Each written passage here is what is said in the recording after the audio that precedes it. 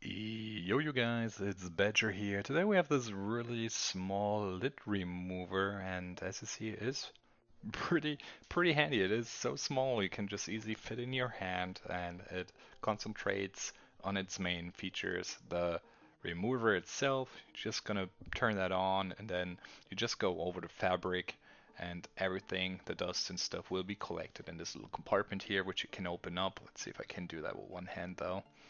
Probably not. I will try though, so we actually get an idea here. So, yep, got it. So you can remove that, throw all the dust that's in there away in the garbage, and then it is ready to be used again.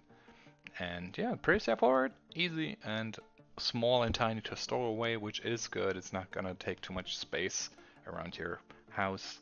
And yeah, you can even use it on socks and stuff. Like I just go over here. Let's see if that actually picks that up. That shouldn't be a problem at all, though. And yeah, while I do that, I will call it a day. Yeah, take care. I will see you around in the next video, you guys. And until then, bye bye.